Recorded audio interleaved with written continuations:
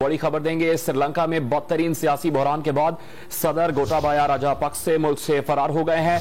श्रीलंकन सदर ने आज अपने ओहदे से मुस्ताफी होने का ऐलान किया था। गैर मुल्की मीडिया के मुताबिक श्रीलंकन सदर गोटाबाया राजापक्से फौजी तैयारे पर मालदीव पहुंच गए हैं। श्रीलंकन अवाम ने 3 रोज कबल सदारती महल पर कब्जा किया था और श्रीलंका के सदर महल पर हुजूम के हमले के बाद से रूपोश थे। श्रीलंका के सदर के भाई वजीर खारजा बसल राजापक्से भी मुल्क छोड़कर अमरीका जा चुके हैं।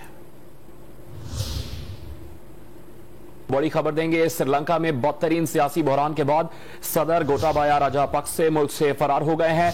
श्रीलंकन सदर ने आज अपने ओहदे से मुस्ताफी होने का ऐलान किया था।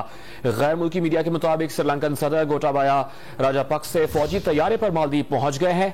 श्रीलंकन अवाम ने 3 रोज कबल सदारती महल पर कब्जा किया था और श्रीलंका के सदर महल पर हुजूम के हमले के बाद से रूपोश थे।